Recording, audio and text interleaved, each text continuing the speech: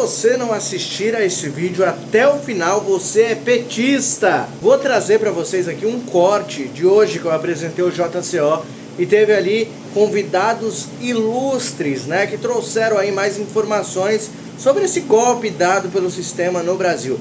Fique até o final que vocês não vão se arrepender. Olha só. Excelente, meu amigo. Olha, deixa eu rodar a nossa pauta aqui, porque senão a gente vai ficar falando só desse escândalo. Ó, a próxima pauta é sobre o Brasil falido, né? O Brasil com o Lula.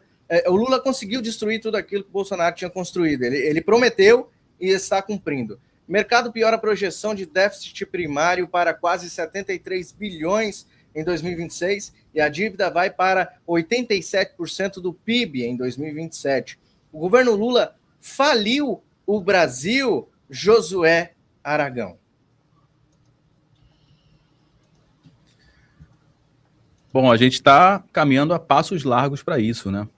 Se a gente for analisar a conta do nosso país, como se a gente fosse analisar a conta da nossa casa, né? É uma coisa bem simples, que eu gosto muito de utilizar essa analogia para que as pessoas consigam entender do que se trata, né? Esse déficit público, esse gasto do governo, essa participação do governo, essa insistência do governo querer colocar a mão na economia, né, colocar a mão nas rédeas, ao invés de deixar as pessoas e as empresas fazerem o seu trabalho, não, o governo está sempre se colocando no meio, e quando ele se coloca nesse meio, ele acaba gerando distorções, acaba ajudando algumas classes, algumas pessoas, alguns movimentos, em detrimento de todo o mercado. Então, a gente analisando as contas do governo, o que acontece? A gente tem um governo que gasta muito mais do que arrecada. A gente está falando de uma dívida acima de 8 tri. A gente está pagando 1 trilhão de reais de dívida. Então, isso aqui é algo absurdo. E a gente não vê esse gasto sendo retornado para a nossa economia, para a geração de mais empregos, né, para a estabilidade econômica. A gente não consegue enxergar a luz no fim do túnel. A gente não consegue... Na realidade, o governo não tem um plano econômico. Eu desafio qualquer um a me mostrar um plano econômico do governo Lula. Não existe. O único plano do governo Lula é arrecadação, é tributação, é aumentar imposto, é pegar esse imposto para fazer campanhas sociais, né, campanha política. Então, quando a gente tem a nossa casa, a gente tem o nosso salário, a gente recebe um valor X por mês, a gente tem o controle, tem o trabalho, né, se dá aqui o trabalho de organizar as contas, separar uma quantidade para energia, para água, para alimentação, para lazer, enfim, e a gente vai cortando algumas coisas que não cabem no orçamento. Isso é muito comum, né? Então, se eu ganho X por mês e minha conta de energia está vindo muito cara, está consumindo mais, sei lá, quase a metade do que eu tenho de renda, cara, eu vou ter que desligar uma luz, um ar-condicionado, eu não vou ligar o dia inteiro, vou ligar somente alguns momentos do dia, né? Se eu for fazer algum investimento, cara, que caiba dentro de uma parcela que eu posso colocar num cartão de crédito, e um investimento que seja um investimento produtivo. Essa que é a grande diferença. A gente vê o governo gastando, isso aqui é gasto, a gente não vê investimento produtivo. Por exemplo, na nossa casa, né, de repente o ar-condicionado deu problema, e a gente está sem ar-condicionado para dormir nesse calor, igual o nosso amigo Júlio falou que aí no Rio Grande do Sul tá quente pra caramba, porque em qualquer lugar do Brasil agora tá quente, aqui no Rio de Janeiro a gente se fala. Então você precisa de uma qualidade de vida, né, para você dormir bem, para você trabalhar bem, e aí você vai fazer o quê? Você não pode comprar um ar-condicionado de 4, 5 mil reais aí para fazer a instalação, você vai pegar um ar-condicionado, vai parcelar, e aí você está fazendo uma dívida, né, que naquele mês que você comprou o ar-condicionado, o seu gasto ele foi muito maior do que você recebeu, mas você colocou parcelado ali, durante o tempo você vai pagando a parcela, e você vai fazer a instalação do ar-condicionado, você vai ter qualidade de vida, você vai dormir bem, você vai produzir mais, você vai estar com bom humor. Então esse é um tipo de investimento produtivo, o que não é o que a gente está vendo agora. A gente vê hoje um número de gente recebendo auxílio, por exemplo, e a gente sabe que esse modelo de auxílio, infelizmente, acaba sequestrando ali as pessoas para um trabalho político, infelizmente, como o que não acontece em alguns países nórdicos, por exemplo, que quem recebe auxílio do governo não pode votar, que eu acredito que isso seria muito interessante, porque isso acaba não sendo uma política. Infelizmente, o que acontece no Brasil é uma política social, uma política econômica, de colocar pessoas para improdutividade. A gente vê mais pessoas recebendo auxílio do que gente com carteira assinada ou trabalhando formalmente, né, com carteira assinada. É loucura isso. A gente já tem um problema previdenciário gigantesco, a gente já tem uma previdência que fecha no negativo, que o governo tem que tirar dinheiro que iria para outros lados e está tendo que tirar de alguns lugares para colocar aqui na Previdência para cobrir esse rombo. Ou seja, a gente não vê plano do governo. O que a gente vê é gasto. O que a gente vê é dinheiro saindo, escorrendo pelos dedos. E a gente não está enxergando, porque quando a gente olha o PIB do Brasil, principalmente agora no último ano, no último trimestre, a gente vê que o Brasil não cresce. Ah, mas cresceu 0,1% no último trimestre. Cara, pelo amor de Deus. Ah, mas o PIB está crescendo 1 ponto. Isso aqui não é nem a inflação, cara. E o crescimento populacional, né? A expansão populacional. Então, a gente está vendo a economia nesses últimos 3 anos totalmente estagnada, né? A gente viu que o Brasil, quando saiu da pandemia, o Brasil saiu muito bem, inclusive outros países estavam vindo aqui no Brasil para tentar entender como é que o Brasil estava conseguindo gerar bastante emprego, estava saindo bem da pandemia, mas de uma hora para outra esse negócio começou a andar de lado e agora a gente está vendo os gráficos, né, os números da economia colocando o bico para baixo. Por mais que a gente tenha hoje uma inflação oficial lá do IBGE, dentro ali, não está nem no centro da meta, está dentro do teto da meta, né, no caso, a gente já extrapolou esse teto da meta, mas oficialmente a gente está aqui um pouquinho abaixo do teto da meta, mas quando a gente olha agora que acabou de virar o ano, vai pagar a sua... quem tem filho no colégio público, por exemplo, vai lá falar para a escola aumentar somente 4,5%. Não é, meu amigo, não é. Plano de saúde é 15%, 20%. Tudo que a gente vê aumentando, combustível, a gente só vê aumentando muito mais de 2 dígitos. Então, na nossa vida real mesmo, né, a inflação tem corroído o nosso poder de compra. Isso, as pessoas estão sentindo isso no seu bolso. E, infelizmente, a gente não consegue ver uma luz no fim do túnel, a não ser colocar a gente competente para trabalhar, para diminuir, para tirar o Estado da jogada, tirar o Estado, deixar as pessoas resolverem, as pessoas gerarem, empreenderem, gerar emprego. Infelizmente, a gente vê exatamente o contrário desse tipo de estímulo aqui no nosso país e a gente só consegue enxergar alguma luz no fim do túnel trocando essa turma, trocando a mentalidade. É isso que a gente vê. Excelente, meu querido. Olha, deixa eu agradecer a presença aqui do nosso querido Josué. Muito obrigado pela sua presença, Josué Aragão. Um grande trabalho que você faz aí no seu canal no YouTube. Você esclarece muito a população. Muito obrigado por nos abrilhantar com a sua presença aqui na bancada do JCO. Queremos mais vezes você por aqui. Muito obrigado aí pelo convite. Só chamar que a gente vai estar por aqui. Obrigado, valeu, meu querido. Até a próxima. Bom, continuamos nós 3 aqui e agora eu vou perguntar para o Júlio. Júlio, pessoal aí no chat, a gente é assim, ó, a gente tem muita audiência, claro, conservadora, pessoas que têm os neurônios todos funcionando plenamente, em sua plena funcionalidade. Mas nós também temos, assim como lá na Rádio Mais Brasil deve ter também, aquele público excremento, aquele público que é são os parasitas, porque nós somos o gado. Eles chamam a gente de gado. O gado produz. Eu não chamo mais de jumentos, porque o jumento também produz e é muito inteligente, é um animal muito inteligente para ficar chamando o petista de jumento. E também o parasita, ele consome aquilo que o gado produz.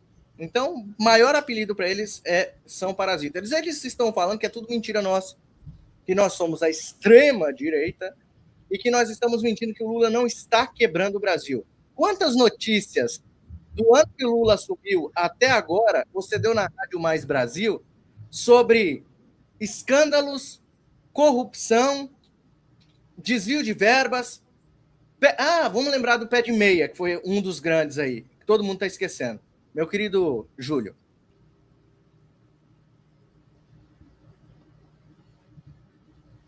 Tá ouvindo? Deu um corte aí. Deu um corte? Não, eu perguntei para você quantos escândalos você já trouxe na rádio, e se você pode lembrar algum deles, porque o pessoal fala que a gente está mentindo, que aqui é um canal de extrema direita. Eu não posso ficar até as 10 da noite, viu, Mário? Eu vou ter que resumir. A lista é grande. Vou dar dois. Outro dia eu entrevistando lá o Alfredo Gaspar, Sim. Isso, o deputado, que é o relator da CPMI do INSS, o deputado, é um pavor que se roube de pessoas aposentadas que recebem um salário mínimo e líquido dá R$ 1.400 e que 70 reais que roubam dessas senhorinhas, senhorzinhos, faz falta. Quantas caixinhas de leite que poderia comprar, o remédio que poderia comprar, o alimento que poderia, um pouco mais de batata, sei lá.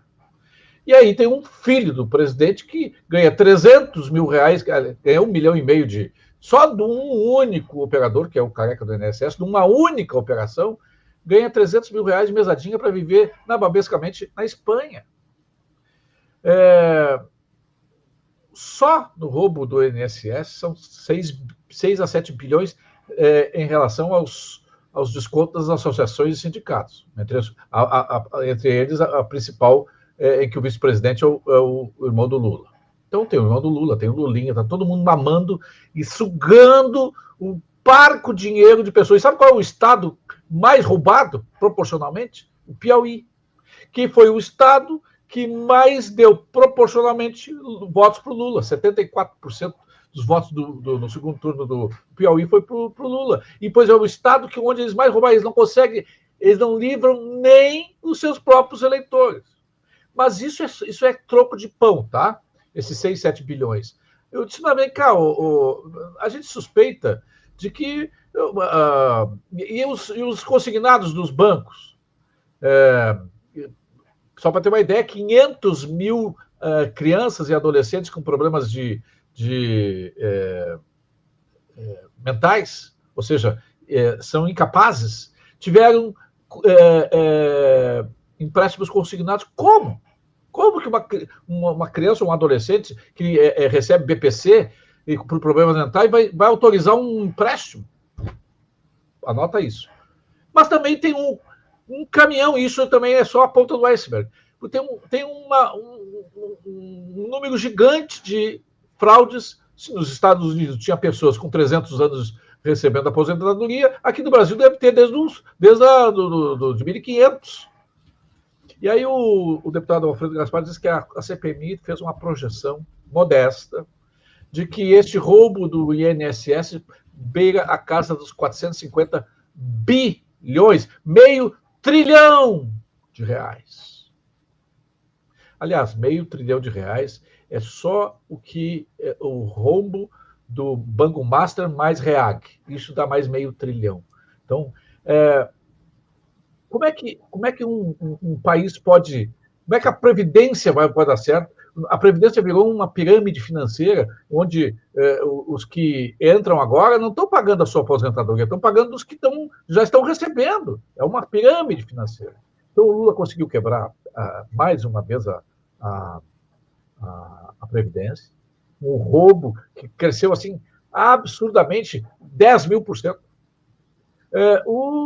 As estatais, os Correios agora, por exemplo, que no último ano, quando o Bolsonaro pegou os Correios, estava quebrado, cada funcionário dos Correios tinha que pagar R$500, tinha que descontar R$500 do seu olerite, do seu contra-cheque, para ajudar a recompor o fundo do Postales, que foi dilapidado no governo Dilma, nos 6 anos de governo Dilma. E o Bolsonaro, mesmo tendo pandemia, mesmo tendo que injetar 800 bilhões de reais na economia para ajudar estados, municípios e empresas, ele conseguiu, ao final do governo, no último ano, não apenas saudar, equilibrar e dar lucro nos Correios, como distribuir resultados para os funcionários. Pois os funcionários que receberam dividendos, resultados da recuperação dos Correios, fizeram o quê? Foram lá e votaram no Lula novamente.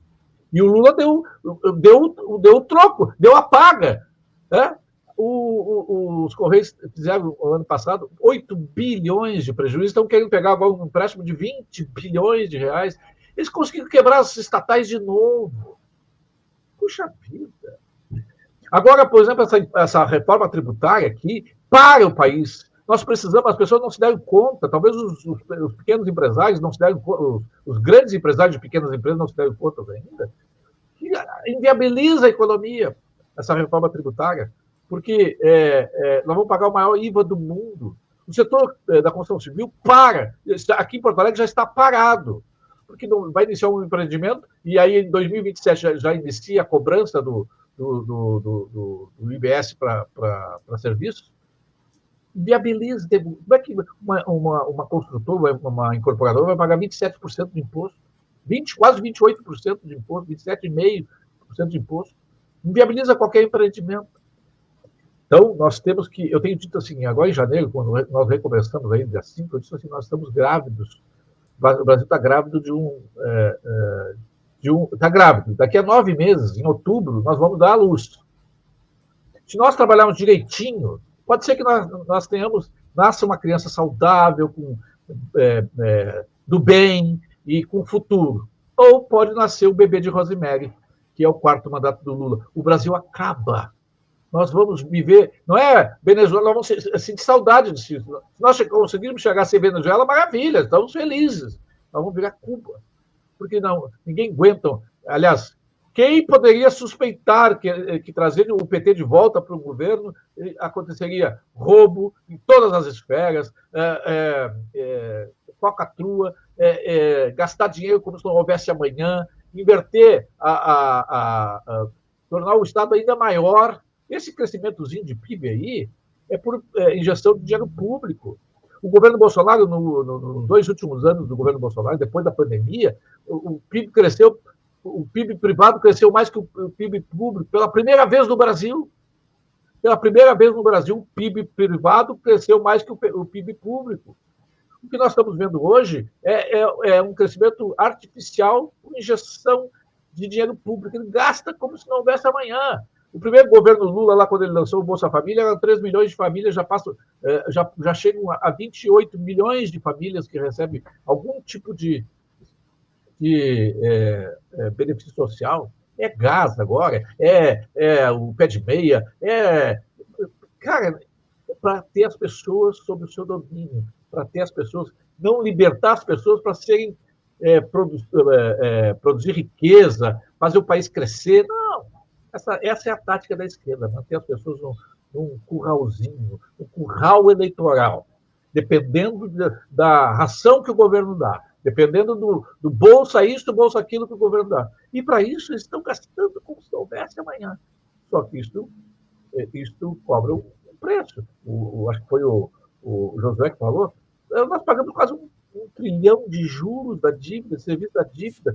Tu acha que os banqueiros não estão felizes? Só que eles estão sentindo um problema, os banqueiros, tá? Estão matando a vaca leiteira. A vaca leiteira dá leite, mas tu explorar demais, tu mata a vaca leiteira. E é o que está acontecendo no Brasil atualmente. Então, por favor, eu lá na Rádio Madrid, no meu programa especialmente, eu não deixo se criar nenhum esquerdista. Eu não sou ONG, eu não sou ONG humanitária, na minha série não se cria esquerdista. Né? Porque não adianta explicar. Eu acabei de dizer, os esquerdistas dos Correios e da Petrobras, que foi outra empresa também vilipendiada, sugada, foi quebrada no governo Lula, no governo Dilma, e foi recuperada no governo Bolsonaro, os funcionários da Petrobras fizeram festa quando o Lula se elegeu. Então, né? Não adianta... Posso, Júlio, trazer uma informação para vocês aqui de última hora, eu estou até assustado. Alexandre de Moraes acaba de determinar ordem de prisão em regime fechado na Papuda para Jair Messias Bolsonaro. Ele acaba de tomar essa decisão. Moraes decide transferir Bolsonaro para o regime fechado na Papuda.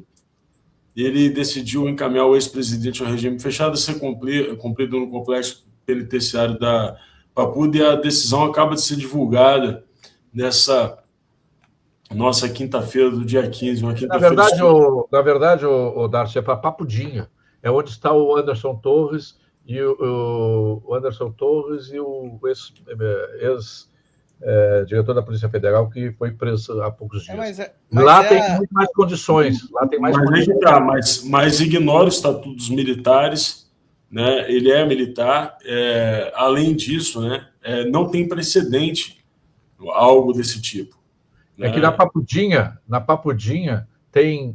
não é 12 metros quadrados, é 60 e pouco mais quadrados, tem muito mais condições, tem médico e atendimento médico permanente. Então, essa altura do campeonato, ele tentou assim, não vou mandar para casa, vou mandar para um lugar melhor, vou mandar para Papudinha. Mas isso é a cortina de fumaça perfeita que ele precisava neste momento, tá? Você viu que mudou a pauta, né?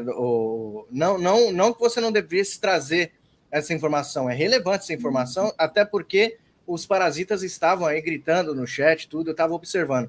Mas isso é a cortina de fumaça perfeita para o faraó do Brasil, porque aí o foco da mídia volta-se todo para essa notícia de que Bolsonaro foi para Papudinha.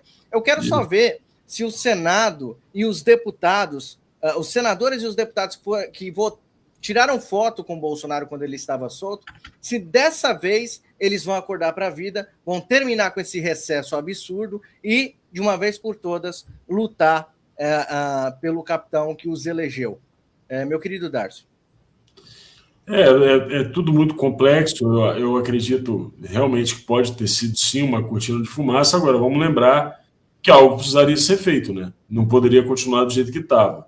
Agora, é um absurdo você pegar um ex-presidente da República e mandar ele para um complexo penitenciário, ainda que seja, não, mas é porque é um local um pouco melhor, que tem um pouco mais de estrutura. Não, desculpa, mas o correto, no caso do Bolsonaro, seria o regime domiciliar. Não. Desculpa, Darcio, o correto do Bolsonaro não está preso. Não cometeu crime nenhum.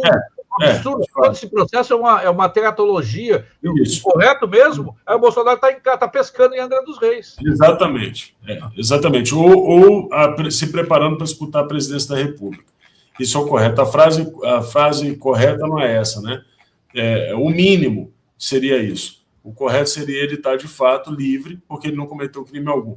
Agora, só com relação a esse final aí, desse caso aí do Banco Master aí, é o seguinte, pessoal. A gente tem que entender que o Brasil deixou de ser, há muito tempo, um Estado de Direito. Não é que não é democrático. Democrático nunca foi, né? Mas isso aqui virou uma espécie de selva. É isso e ponto final, sabe? E quem tem mais poder manda. E eu vou dar só um exemplo para vocês aqui, porque a gente está falando agora da prisão de Bolsonaro, né? Temos várias pessoas que foram presas, aí votaram uma dosimetria. Vocês não repararam que no caso do Zé Dirceu, do Lula, dessa turma toda que foi presa, e a materialidade do crime deles podia ser observada em caixas de dinheiro, como as que foram encontradas no apartamento do Gedel, né? Então, assim, tinha materialidade o crime, dinheiro devolvido, né? Eles não tiveram anistia, não tiveram indulto, nada disso. Os processos foram cancelados. Simplesmente cancele. A ordem chegou assim, cancele. Não, mas é porque se vira, dê seus pulos. Eu estou mandando anular os processos. Encontre desculpa que vocês quiserem. Isso é poder. O que é diferente de ganhar uma eleição. Você consegue compreender a frase agora? Eles simplesmente falaram assim, te vira, cancela. E tiveram que cancelar. Então, existe, portanto, por trás dessa cortina que a gente acompanha no palco, né, onde acontece todos esses movimentos, existe alguém que tem poder. Existem grupos com poder. E esses grupos estão dando as cartas.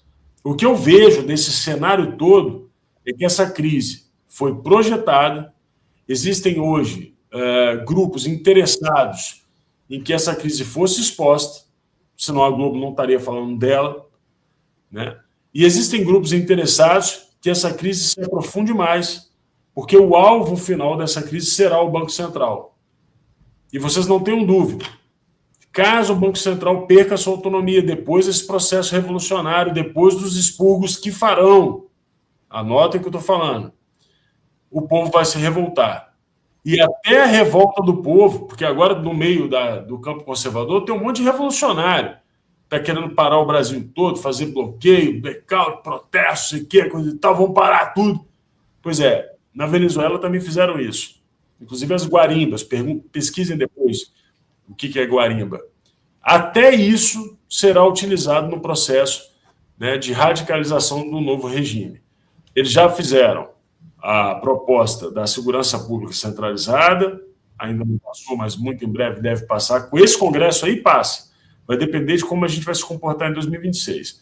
Fizeram o SNE, Sistema Nacional de Educação, centralizado também, né? Agora fizeram, que passou no Congresso, custoso, sem ninguém falar muita coisa. Passaram a reforma tributária, que eleva o subserviço, por exemplo, que é o setor que mais emprega no Brasil, tá? Então, vem desemprego forte por aí. De 5% para mais de 25%, e não só isso, né? Tiraram a autonomia tributária dos municípios para que os prefeitos possam subir o IPTU à la vontade, sem consultar a Câmara, isso está no texto, mudaram a Constituição para isso. E não só isso, um conselho gestor, um soviete, vai fazer a definição para onde vai os recursos, tirando, portanto, o poder do Congresso Nacional. Então, o Brasil se tornou soviético, uma mudança de regime centralizada, obviamente, uma mudança de regime debaixo dos nossos narizes. Isso já aconteceu. Está todo mundo esperando, já aconteceu. Então, é só aguardar, porque, para mim, tudo isso que a gente está vendo é teatro. Existe alguém balançando, né? A mão que balança o berço, ela pertence a um grupo que a gente ainda, pelo menos, não identificou ainda. Mas muito em breve ele aparece.